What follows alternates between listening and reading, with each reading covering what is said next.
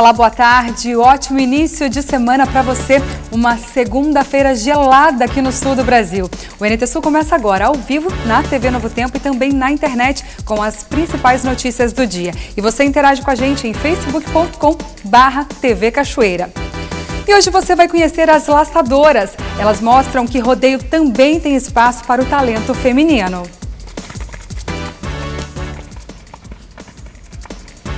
As mulheres do Laço de Cachoeira do Sul vão contar como é participar da competição sem deixar de ser feminina.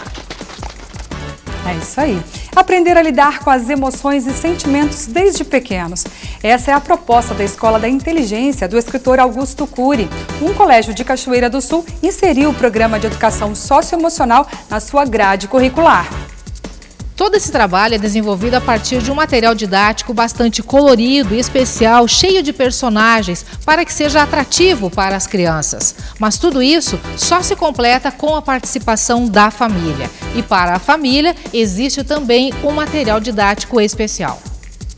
E foram registrados 2 furtos no comércio de Cachoeira do Sul neste fim de semana. Em um deles, as câmeras de segurança mostram bem a ação da mulher que não se intimida em recolher os produtos e colocar dentro da sacola. E 2 homens também tentaram arrombar a agência do Banco Santander da cidade. A Polícia Civil investiga o caso. Você vai ver todos os detalhes a partir de agora no NT Sul.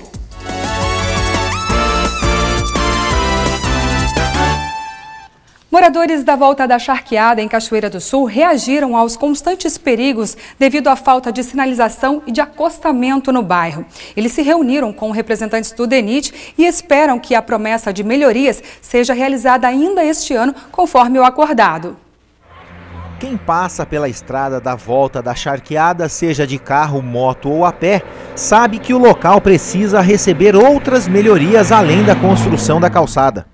O que os moradores buscam é garantir que o local tenha melhor sinalização de trânsito, paradas de ônibus mais seguras, além, é claro, de que os motoristas sejam prudentes e respeitem a velocidade permitida do local.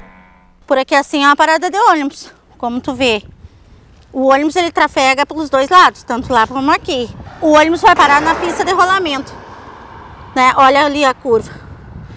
E aí? Não tem aonde parar, a não ser no meio do caminho, não tem, né? Não tem, ele vai parar na pista de rolamento, sujeito a vir um carro e bater na traseira. Imagina um ônibus cheio de pessoas. E o próprio quem fica esperando aqui também o ônibus no ponto de ônibus corre um risco danado, né? Porque é uma estrada que tem um tráfego intenso, tanto de caminhão, quanto de carro, quanto de moto. E a gente percebe que não tem nenhuma condição, né, de oferecer qualquer tipo de segurança para quem fica ali no ponto de ônibus. E também, né, nós, como tu vê ali, tem um abrigo. Pro lado de cá não temos abrigo. E nós estamos na calçada aqui. O ônibus ele vai parar aqui. É um risco para quem pega o ônibus e para quem está dentro. Uma galeria para escoamento de água de chuva foi construída pelos próprios moradores, em um trecho da estrada que alaga todas as vezes que chove, formando uma lâmina de água responsável por vários acidentes. Aqui nós temos um outro problema. A água que vem de lá, ela não dá vazão total ali, né? É totalmente assim, olha, num dia de chuva, uma aquaplanagem. Alaga aqui, esse ponto? Alaga. É bem... E quando chega mais perto de lá também, ó, a água que vem, ela teria que entrar toda aqui, só que não dá vazão todo. Os próprios moradores já arrumaram aqui, ó. A comunidade está mobilizada buscando o apoio do poder público para minimizar a situação. Então a gente tem aí uns 4 a 5 anos que a gente cobrou. Até que veio ocorrer a tragédia, né? O que a gente não queria e por isso que a gente cobrava. Após isso, a gente teve uma reunião com o executivo, o DENIT, na qual o Toneto veio, a promotora pública, a Débora, estava, e a gente lá tratou do assunto de continuidade, né? De como é que seria feito, se seria feito o asfalto. Foi prometido essa primeira parte, que tem em torno de 1,5 km, que foi feita, né? Que está atendendo bem hoje para o aumento da segurança. Mas outras coisas nessa reunião ainda ficaram pendentes, acho que a gente aguarda, que é a continuidade da escola em direção a Granol, né, desse calçamento, e também a criação de recuos, né, e das paradas de ônibus, né, que nesse sentido ainda tudo continua e que também continua causando risco de acidentes. Então a gente aguarda ainda por o que eles prometeram para nós nessa reunião, pelas promessas, né, do senhor do DENIT, que disse que assumiria um papel de fazer o máximo possível para resolver a situação a partir do mês de setembro desse ano, quando as licitações estariam concluídas. Nos deram um prazo, né, e a gente está aguardando, né, esse prazo, se não me engano, setembro, alguma coisa ele falou. E parece que abre-se outra licitação, né, para outro estudo. Temos reivindicações também da parte comercial da volta da charqueada, porque essa base que nós tivemos aqui, essa obra, ela foi feita em caráter emergencial. Então ficaram alguns estudos técnicos, ficaram postos de lado, isso com relato da própria empreiteira, né? Então assim, não temos recursos, não temos acesso a firmas, né? Tem firmas aqui que precisam de embarque e desembarque e não foi feito adequadamente. O nível da calçada não foi feito a critério. Então tem que ter um critério, né, técnico. E então a gente pede que a partir de agora, né, a obra continuando, que seja estudado isso aí, né, que leve mais a sério então essa parte técnica, medida de recuo, né? Então são essas questões também que vão dar segurança tanto para os transeuntes na calçada, o trânsito, paradas de ônibus, entradas, né? Isso aí vai formar todo um conjunto que um vai influenciar no outro direto ou indiretamente. Então a gente pede isso, né? Segurança em todos os aspectos, tanto para o trânsito, né, escolares, transeuntes ali, pessoal, né? Basicamente eu acho que seria isso. Em contato com o escritório regional do DENIT, foi confirmada a informação de que foi solicitada a previsão de recursos para a construção da segunda etapa da calçada. E agora depende da liberação dos valores e que, além disso, serão realizadas intervenções de drenagem em parceria com a Prefeitura Municipal nos pontos que apresentam alagamento. 1 em cada 5 moradores das capitais brasileiras está obeso. E os especialistas alertam que a cirurgia bariátrica por si só não resolve o problema. O sobrepeso já pode trazer complicações para a saúde. Mesmo quando a pessoa está apenas com a gordura acima do ideal, mas sem excesso visível. E a diferença é medida tecnicamente. O padrão internacional para avaliar o grau de obesidade é o IMC, o Índice de Massa Corporal. O cálculo é feito dividindo-se o peso da pessoa pela altura ao quadrado. Se o resultado chegar a 25, é excesso de peso. A partir de 30, é obesidade. Pesquisa do Ministério da Saúde, feita no ano passado, mostra que 18,9% da população adulta das capitais brasileiras está obesa. E 53,8%, ou seja, mais de metade da população tem excesso de peso. O problema maior é entre os homens e, nesse quesito, a capital gaúcha fica em segundo lugar no ranking. Aqui, 62,1% dos homens têm excesso de peso. O Dr. Cláudio Motim é o coordenador do Centro de Obesidade e Síndrome Metabólica do Hospital da PUC. Ele explica que nos dois casos, tanto no excesso de peso quanto na obesidade, a saúde da pessoa está em risco. Nós temos alterações de colesterol e triglicerídeos. E se botar mais uma, que é amiguinha da obesidade também, nós podemos pegar a apneia do sono, a dificuldade de dormir, roncar muito, parar de respirar durante a noite, que isso leva também à obesidade, leva à hipertensão, leva a todas as outras alterações, além do que também pode matar a pessoa. O especialista coordena uma equipe multidisciplinar com mais de 50 profissionais que fazem avaliação, tratamento clínico, intervenção cirúrgica e acompanhamento pós-cirúrgico. Segundo ele, a cirurgia bariátrica é uma ferramenta e não uma solução. Porque essa operação ela pode ser perigosa para as pessoas se a pessoa não usá-la adequadamente. Significa não comer certo, significa não fazer reposição vitamínica, significa não fazer exames de acompanhamento e fazer o próprio acompanhamento. Então, se a pessoa não faz a coisa correta, ou seja, a atitude que ela tem que ter com a operação, ela não vai ter sucesso. Jussara Tesler é presidente da Associação Brasileira de Apoio aos Operados Bariátricos. Ela mesma fez cirurgia há 5 anos. De lá para cá, perdeu 35 quilos. Não sem muito apoio. E de vários profissionais.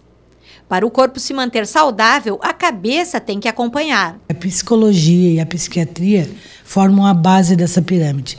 Se não houver essa conscientização, os outros profissionais vão sofrer o reflexo e os pacientes abortam o tratamento, ou se já emagreceram, eles vão se achar que já estão no auge e que não precisam mais de acompanhamento, e eles não se comprometem mais com o tratamento.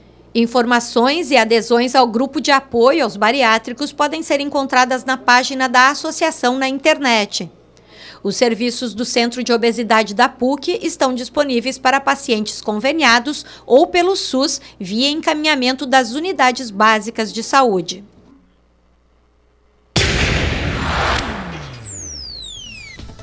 Um paciente de 54 anos desapareceu do residencial terapêutico no bairro Barcelos. Alfredo Ajardo, conforme informações da ocorrência policial, vestia camisa e calça pretas e tênis azul quando deixou o local em que vive no final da tarde de sábado. Alfredo sofre de problemas mentais severos que comprometem a orientação. Dessa forma, ele, sozinho, não conseguiria retornar ao residencial terapêutico. A equipe seguiu em buscas pelas imediações da casa e pelo bairro sem ainda ter localizado o paciente.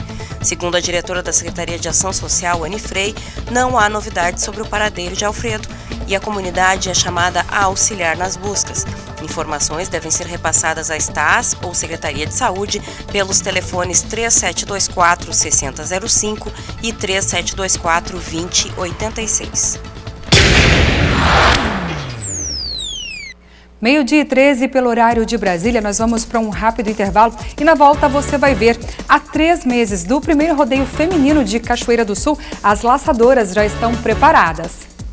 Eu disputei o prenda com a Leide, ela não deve se lembrar muito, mas eu lembro bastante porque nós demos várias voltas. Encurtou na raia dos 40 e ali ela ficou em primeiro e eu fiquei em segundo, mas para mim foi a mesma coisa ter ficado em primeiro. No ano passado isso. E esse ano eu vou de novo.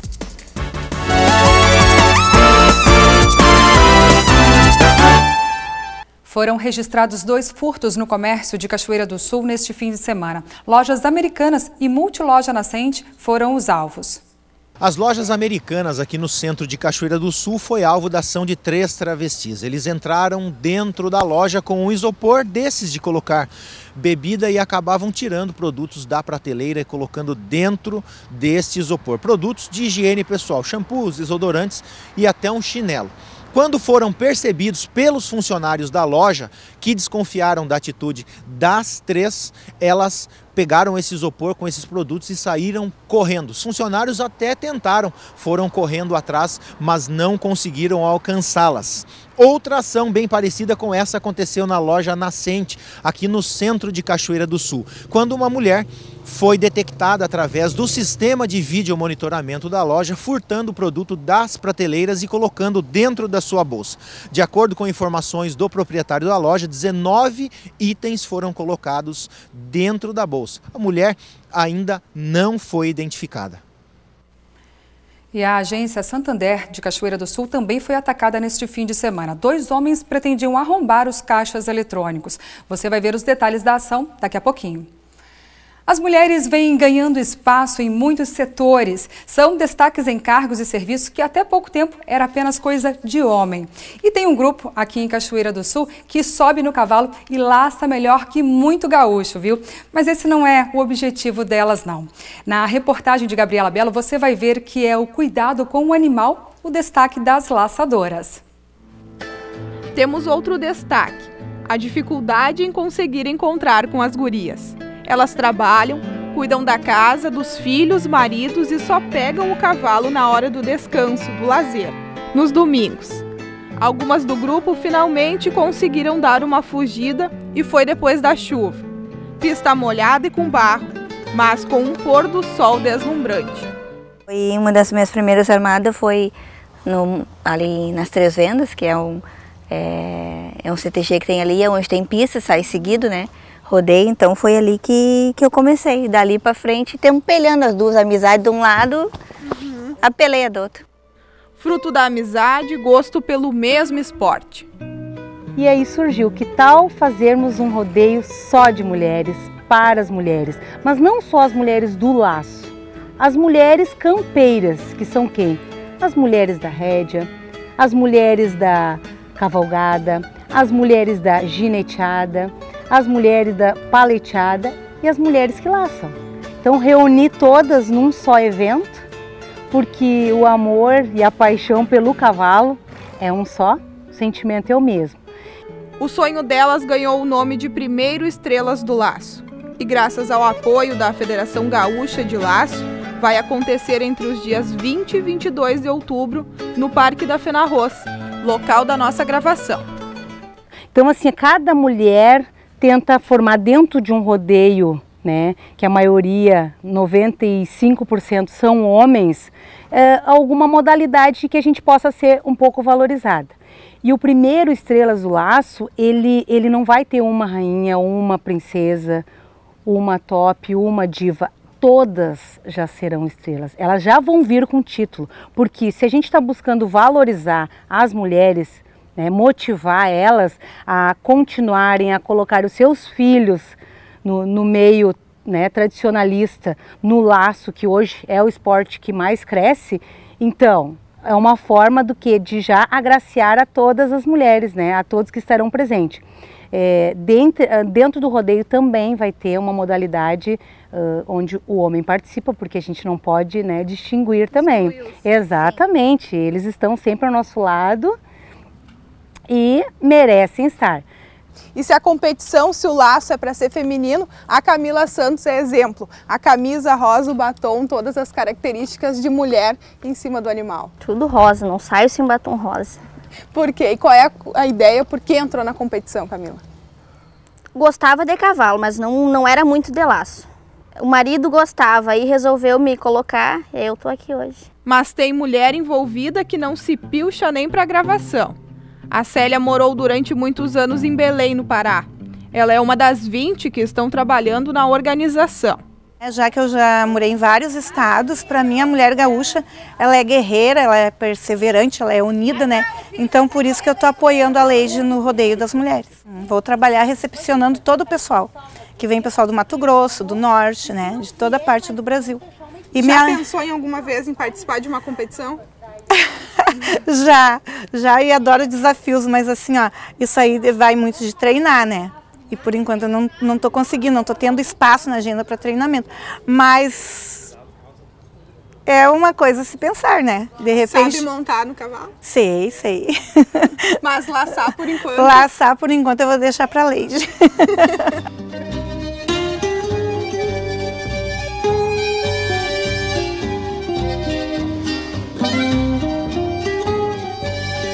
Porque o rodeio é o rodeio das mulheres.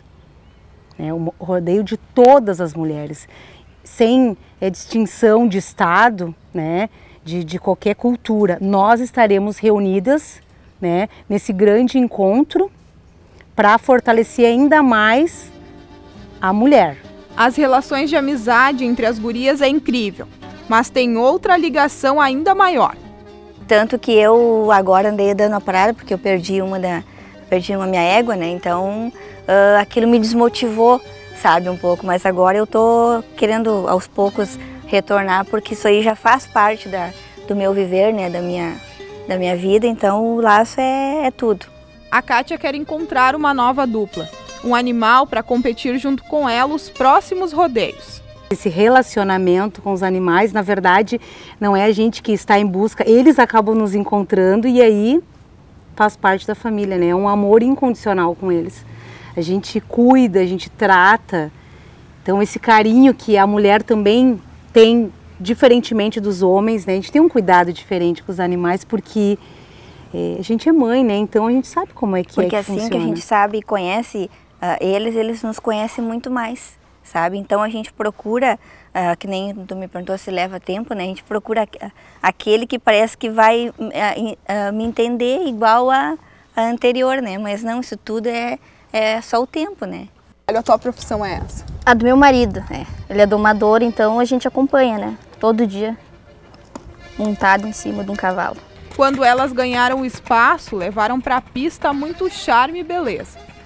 Tanto que na hora que o narrador chama as equipes e as prendas na boca do brete, ele já diz, e lá vem elas, né? A ala perfumada do rodeio, né? Então é uma coisa assim muito bonita que o pessoal cultiva bastante e prestigia, né? E a expectativa é de conquistar o prêmio máximo? A gente tenta, né?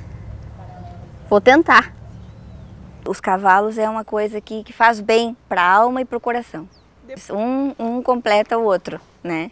Às vezes até mais o próprio animal te ajuda do que tu... Às vezes até ele tá pensando mais para frente do que você já pensa antecipado, né?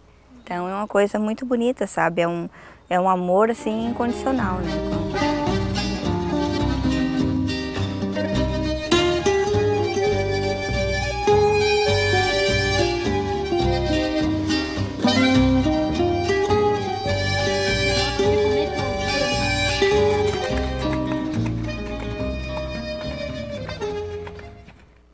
Meio-dia e 25 pelo horário de Brasília e voltamos a falar de obesidade agora. No Brasil, infelizmente, os maus hábitos alimentares começam bem cedo. Dados do Ministério da Saúde indicam que cerca de 8% de todas as crianças de 0 a 5 anos são obesas no país. Modificar esse quadro não é nada fácil. O programa Saúde na Escola é uma das iniciativas que procura diminuir as elevadas taxas de sobrepeso e obesidade entre crianças e adolescentes brasileiros. Mais de 18 milhões de estudantes já foram beneficiados em todo o país. Um choro que pode ser acalmado com a chegada da mãe. O Arthur, de 7 meses, ainda mama no peito. Mas desde que a Meire voltou ao trabalho, a papinha precisou entrar em ação. A tentativa da mãe é de estimular um modelo de alimentação saudável para ser levado para o futuro. Toda criança gosta de besteira, ele não vai ser diferente, mas eu vou tentar, né, fazer com que ele coma pouco e mais comida saudável. O Juliano conta que gosta de arroz, feijão e brócolis, mas às vezes dá vontade de abrir uma exceção. A gente passeia, a gente vai para casa de de algum amigo da minha mãe, algum colega, daí sempre ela.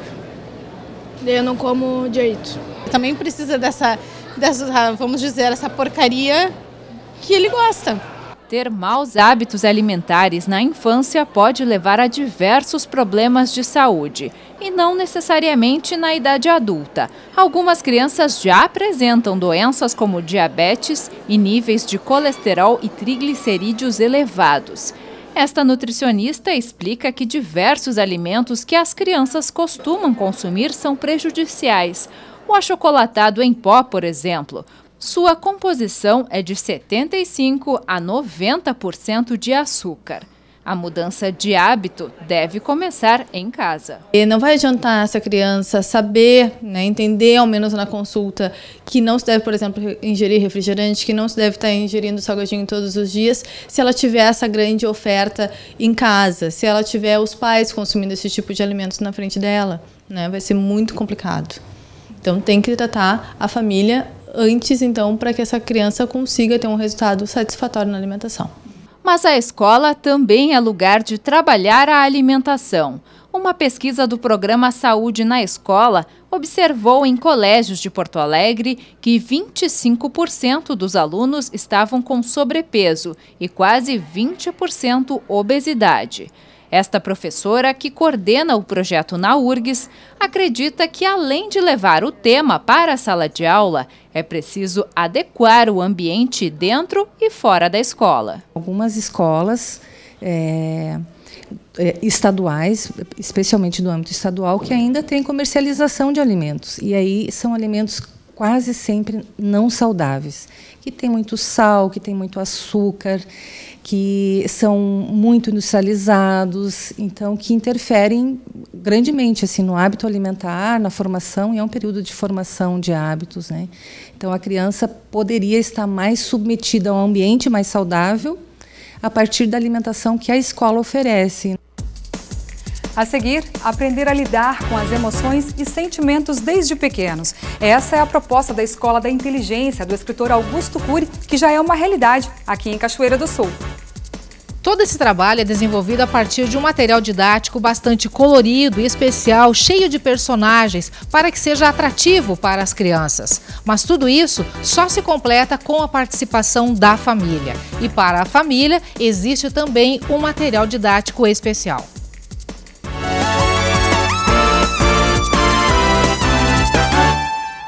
A agência Santander de Cachoeira do Sul foi atacada no final de semana por 2 homens que preparavam um possível arrombamento aos caixas eletrônicos. A Polícia Civil investiga o caso. João Paulo. Exatamente, Darcy. A agência que foi alvo de meliantes foi essa daqui, a agência do Banco Santander, na esquina da 7 de setembro, aqui em Cachoeira do Sul. A ação aconteceu na madrugada de sábado, por volta de 7h40 da manhã. Os funcionários que trabalham na empresa que faz o sistema de segurança através de videomonitoramento do banco perceberam a ação suspeita de 2 indivíduos que estavam na região dos caixas eletrônicos. A Polícia Militar, também a Polícia Civil foram acionadas e logo chegando ao local, na porta de entrada, já notaram o arrombamento na fechadura e também no pino de sustentação da porta. Numa investigação um pouco mais detalhada, os policiais perceberam que haviam também alterações já no sistema de segurança do banco, sistema de alarme e também de videomonitoramento. Eu conversei há poucos instantes com o delegado Ricardo Milesi, responsável pelas investigações, e ele diz que trata-se de pessoas especializadas ou de uma quadrilha especializada nesse tipo de ação. Veja o que disse o delegado. Delegado, já existe alguma investigação em andamento com relação à questão do Santander, que foi arrombado no final de semana? Bem, em relação ao Santander, nós estivemos no local no momento em que ficou constatado o ingresso de pessoas no local. Realizamos buscas dentro do banco para verificar se ainda havia algum desses indivíduos no interior da agência. Não havia. Verificamos o modo de eles agirem dentro da agência também, com a simulação das fechaduras que foram quebradas. Eles simularam estarem íntegras as fechaduras, simularam bem a questão da invasão. Se trata de uma quadrilha especializada e, para a continuidade das investigações, é essencial as imagens do banco. Nós estamos aguardando agora que a agência nos forneça essas imagens para tentar continuar as investigações. O banco ainda não forneceu essas imagens para a polícia também? Não, ainda não forneceu. Doutor, o acesso, eles teriam, no caso, a intenção era acessar os caixas eletrônicos, não o cofre em si do banco? Exato. A intenção era acessar os caixas eletrônicos pela parte dos fundos e dali poderem, acredito eu, subtrair os valores que estavam armazenados no caixa. Em nenhum momento houve a entrada dos agentes criminosos em outras partes da agência, porque eu posso afirmar isso aí, porque no momento que nós estávamos fazendo as buscas no interior da agência, o alarme soou, o alarme foi acionado. Foi exatamente quando nós estivemos na área do cofre, nós estivemos em outras áreas, então o alarme foi acionado. Isso demonstra que esses indivíduos, eles tiveram uma ação específica que era ter acesso aos caixas eletrônicos. Então eles desarmaram os alarmes daquelas áreas que eles precisavam circular, e nas demais áreas não houve qualquer movimentação. A polícia também investiga se há participação de alguém que possa ter dado alguma informação privilegiada a esses bandidos? Sim, é uma possibilidade que não é descartada, a existência de uma informação privilegiada, mas ainda é um momento muito precoce, é muito cedo ainda para poder se afirmar isso. 12h36 pelo horário de Brasília. Vamos falar agora de consumo sustentável. Você faz a separação de lixo orgânico e reciclável na sua casa? Tem coleta seletiva no seu bairro, na sua cidade?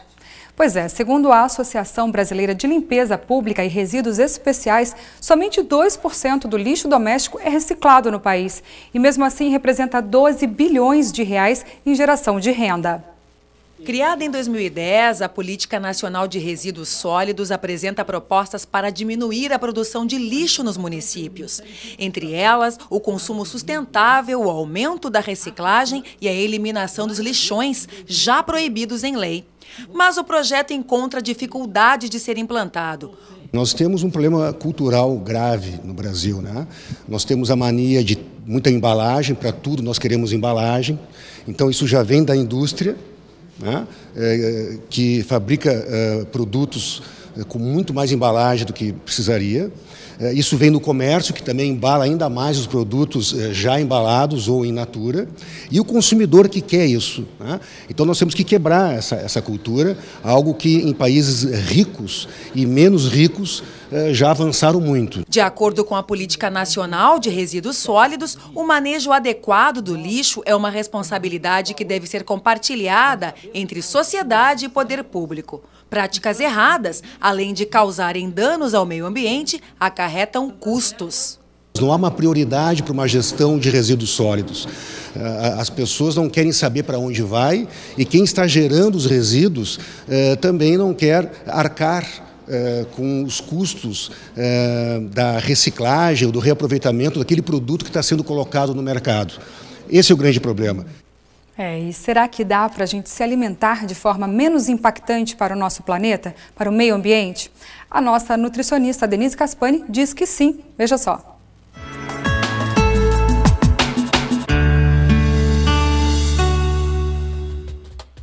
Olá, tudo bem? Como é que os nossos hábitos alimentares podem influenciar na questão da sustentabilidade do planeta? A verdade é que hoje, cada vez mais, com a tecnologia, com o progresso na indústria de alimentos, nós produzimos e consumimos uma quantidade absurda de alimentos embalados. São caixinhas Tetra Pak, são vidros, são sacos plásticos que são muito danosos para o nosso planeta, para o meio ambiente.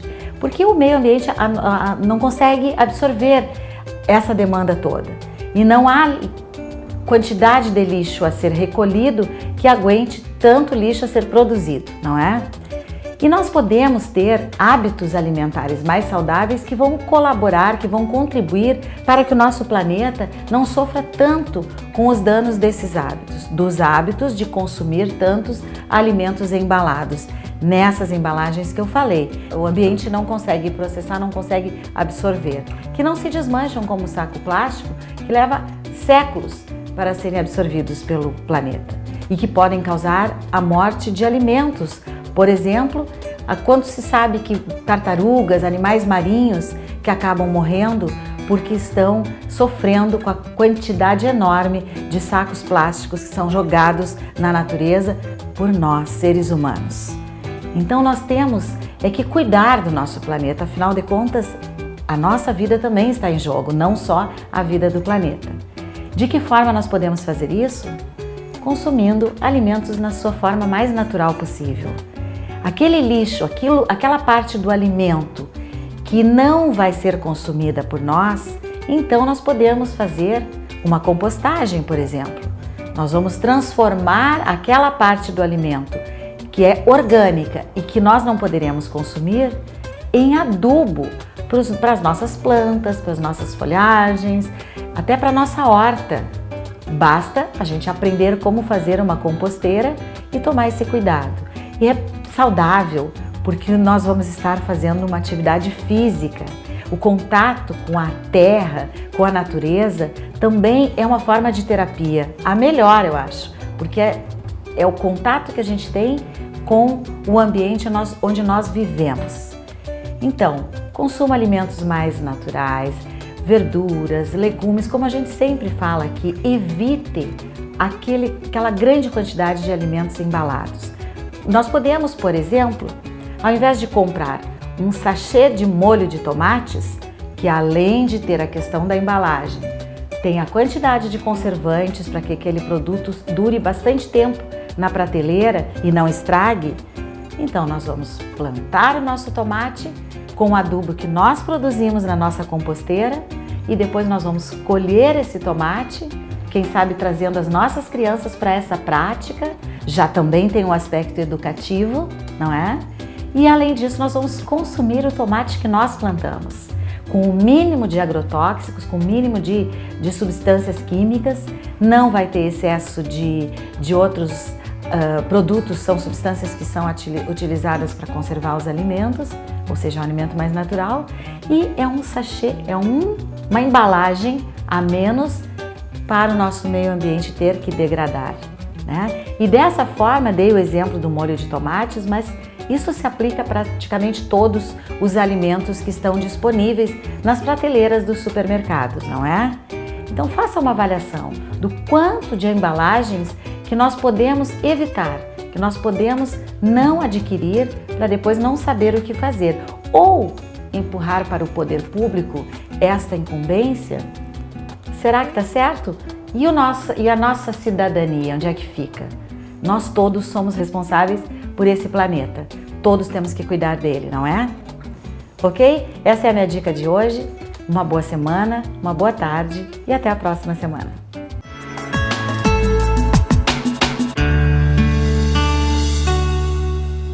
E às vezes a mudança de hábitos precisa só de um empurrãozinho, seja qual for. Você vai conhecer agora uma história inspiradora que serve de incentivo para muitas pessoas. São 80 quilos eliminados e a autoestima nas alturas.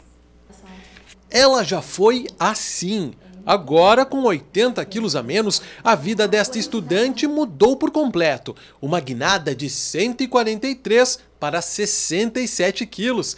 Dieta mágica? Não. Reeducação alimentar e muita força de vontade. Às vezes o que falta é aquele empurrãozinho, sabe? Aquele que eu não tive e aquele que eu tive ao mesmo tempo, porque eu não queria me ajudar. Às vezes a gente não quer se ajudar, mas o outro quer te ajudar.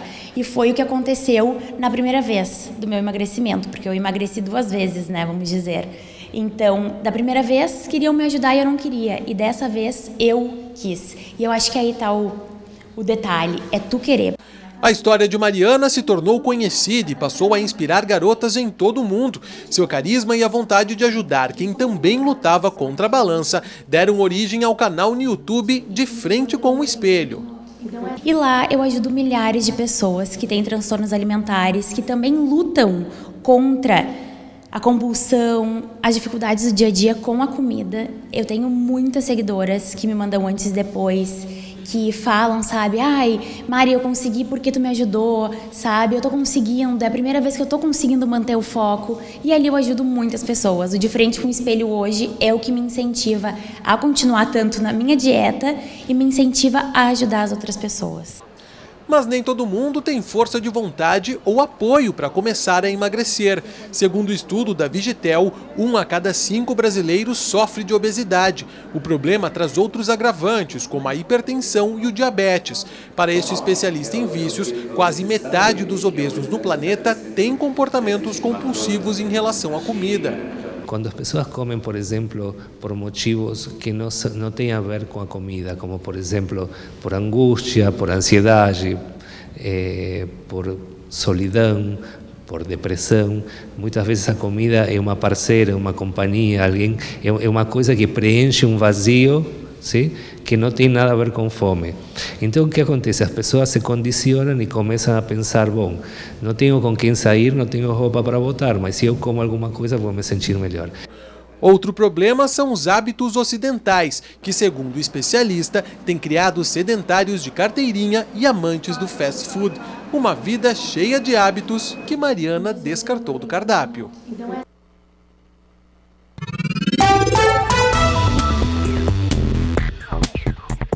Em Cachoeira do Sul, a segunda-feira será de tempo nublado pela manhã com possibilidade de garoa. À tarde será de sol com diminuição de nuvens. Noite com muita nebulosidade. Mínima de 5, máxima de 10 graus.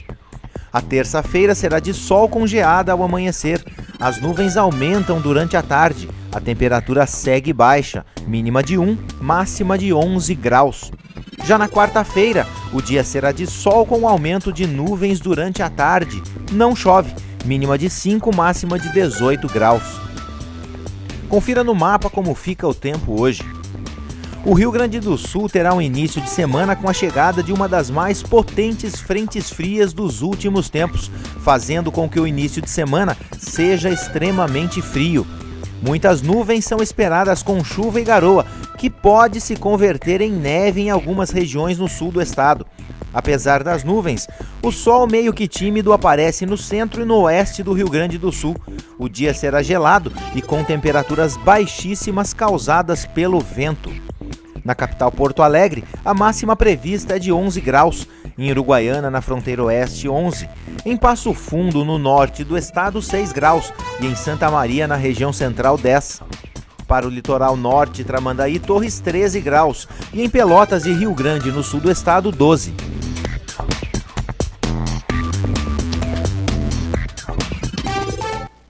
Além de educar, também ensinar como conviver, pensar, agir socialmente e em família. Com essa meta, um colégio de Cachoeira do Sul inseriu na sua grade curricular o programa Escola da Inteligência, do escritor Augusto Cury. A reportagem é de Helena Caetano.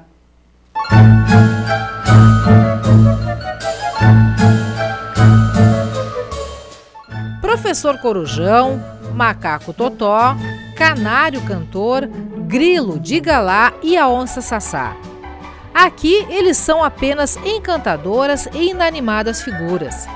Mas nesses livros, revistas e DVD didáticos, eles ganham vida, têm amigos, sentimentos e têm personalidade própria. E esse aspecto é um dos principais ganchos explorados dentro do programa Escola da Inteligência, que envolve psicologia, filosofia e neurociência para ensinar às crianças e adolescentes valores, princípios, como lidar com as próprias emoções e habilidades de relacionamentos pessoais e sociais.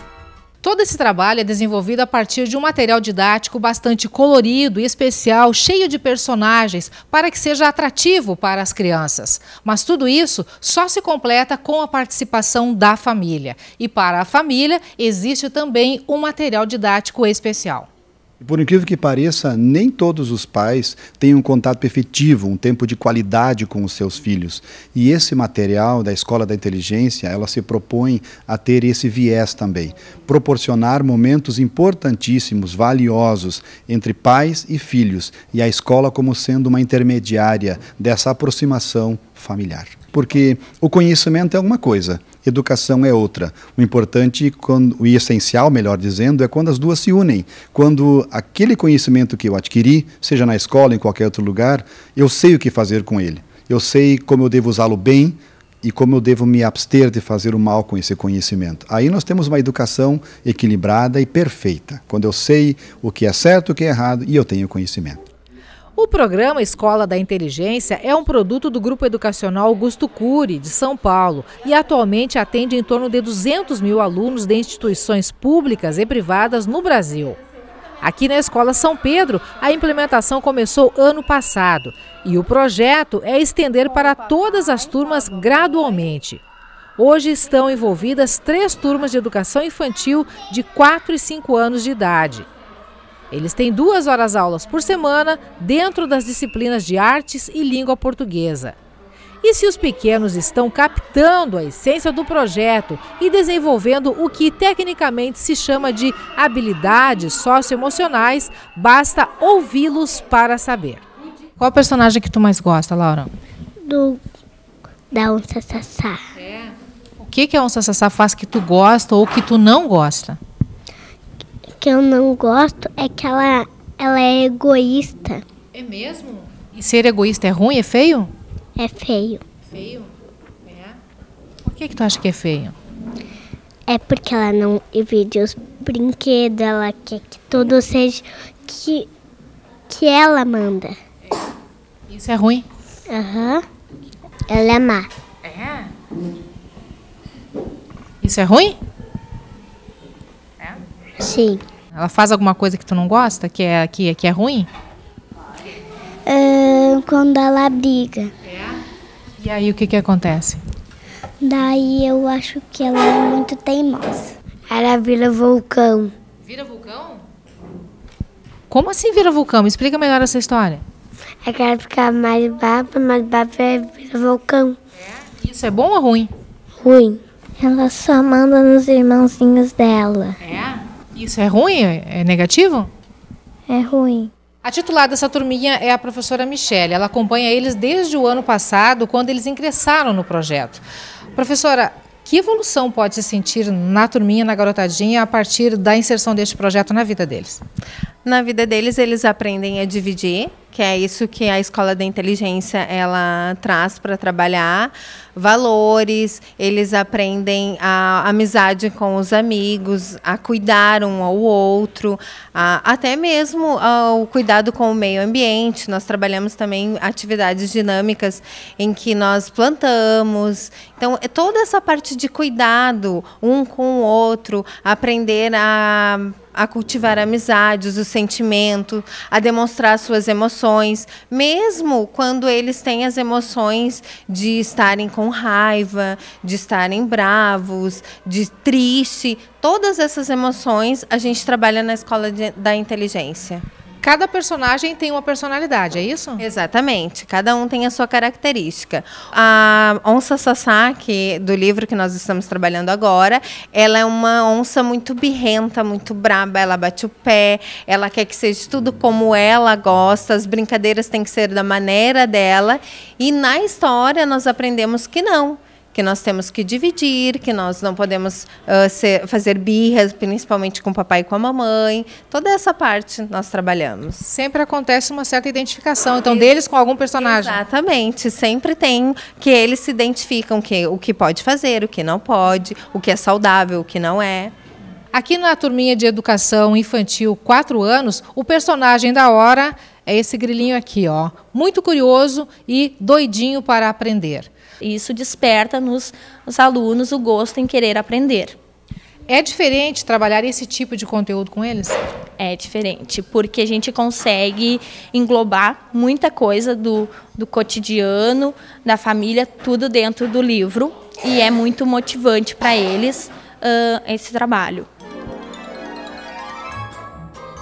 Sim, o envolvimento e a interação dos pequenos com os personagens é grande. Até porque, para eles, não se trata apenas de animais, personagens de livros ou de seres diferentes. O importante é que eles são especiais, fazem parte do dia a dia deles e, como tal, eles existem e influenciam atitudes e pensamentos. Matheus, qual é o personagem que tu mais gosta? O de Grilo de Gará. Por quê? Porque ele gosta de aprender. E por que aprender é importante?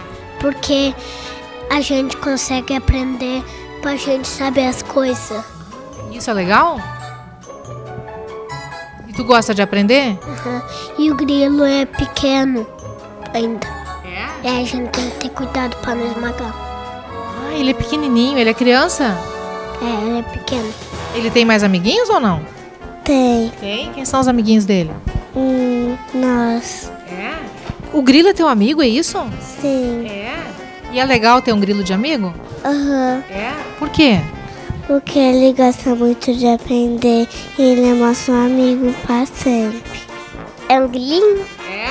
E é legal ter um grilo amigo? Sim. Os alunos estão sendo preparados para uma geração futura que vai estar trabalhando as emoções, vai estar sabendo lidar com as frustrações que acontecem no dia a dia. Então, esse projeto ele trouxe esse desenvolvimento socioemocional para nossos alunos e para nossos professores também, porque nossos professores têm momentos de workshop, têm momentos de formação, então nossos professores também estão sabendo trabalhar com situações que acontecem em sala de aula e no ambiente escolar. A família, como é que está reagindo a tudo isso e participando de tudo isso? A aceitação está sendo gradual. Nós estamos gostando porque as famílias estão participando e cada encontro está surgindo mais famílias participando e nós estamos vendo a necessidade das famílias estarem falando mais sobre algumas situações. Inteligência emocional. Essa é uma das mais fascinantes inteligências que o ser humano pode adquirir. Não adianta sermos mestres em ciências exatas, sermos eloquentes nas linguagens, se não temos a habilidade de lidar com o outro e com a gente mesmo, não é mesmo? se não temos a empatia necessária para nos relacionarmos, se é tão importante a convivência em sociedade. Uma pessoa emocionalmente inteligente é aquela capaz de identificar as suas próprias emoções e sabe lidar com essas emoções. Parabéns à escola pela iniciativa de inserir um programa de desenvolvimento da habilidade emocional. Na verdade, essa deveria ser uma disciplina obrigatória nas nossas escolas e faculdades, que muitas vezes têm formado indivíduos brilhantes nas mais diversas disciplinas, mas mortos emocionalmente. É necessário aprender, sim, que o sofrimento vem em algum momento da vida e que ele passa em outro momento, graças a Deus. E saber administrar isso pode ser determinante entre viver e morrer. Muitos morrem em vida por não saberem como lidar com essas emoções. E outros tiram a própria vida na ânsia de se livrarem de emoções negativas. Veja como esse assunto é sério. E isso não é papel só da escola não, viu? Pai e mãe também, e primeiramente, eu diria, são responsáveis por ensinar valores e respeito aos outros e a si mesmo. Não tem essa de menino não pode chorar, menina é fraca e não consegue. Todos nós somos dotados de emoções e precisamos saber gerir isso. Inteligência emocional pode ser aprendida sim, e que bom que pode ser aprendida em qualquer fase da vida. O ideal seria desde pequenos, para não nos machucarmos tanto na vida. Mas se você está aí agora, vivo, é porque ainda tem a chance de buscar se conhecer um pouco mais e aprender a administrar o seu eu e as suas emoções. Se fortaleça. Se não consegue sozinho, procure ajuda. Uma ótima tarde para você. A gente se vê amanhã ao meio-dia. Até lá!